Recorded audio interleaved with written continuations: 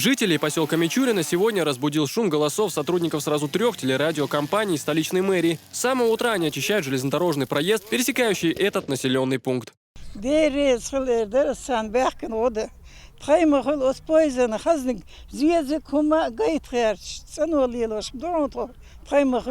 Вооружившись косами, газонокосилками и лопатами, работники телерадиокомпаний «Грозный», «Путь» и «Войнах» при поддержке мэрии Грозного убирают сухостой и мусор вдоль железной дороги. По словам мэра Ислама Кадырова, вопрос, поднятый на пресс-конференции, такими темпами будет исчерпан в ближайшее время.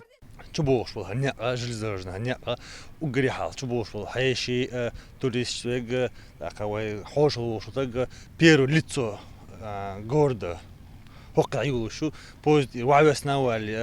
Халдала, кохгича, мусоргича, да, галхрту оли, тега уже мнение, колало, догадок, чубошлача, гал ценгаюлельча, уэлади коллеры, мнение дикрете, и дакейхан барса, масугал чувахархош, да, хасаботин трансфер на тужагалагаду.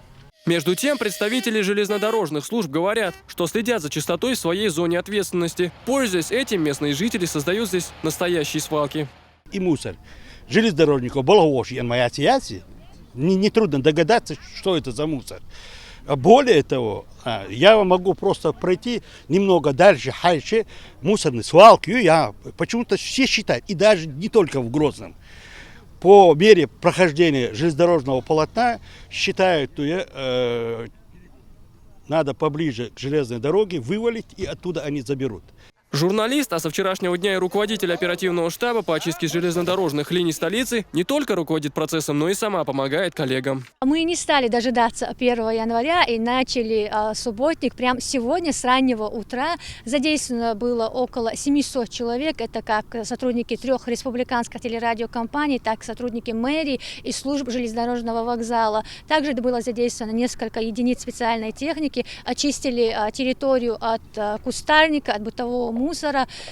Хотелось бы всех поблагодарить, кто нам в этом помог. Также хотелось призвать жителей и руководство районов, через которые проходит железнодорожная ветка, чтобы они тоже услышали этот призыв и вышли для очистки вот этой прилегающей к ветке территории. Освободить от мусора этот сектор санитарный десант планируют уже сегодня. Всего их в городе 13. На каждом из них проходят масштабные субботники. Журналисты надеются, что генеральная уборка железнодорожных линий найдет поддержку со стороны горожан, и горы мусора больше не будут портить впечатление гостей чеченской столицы. Аслан Альбукаев, Муслим Типаев. Новости.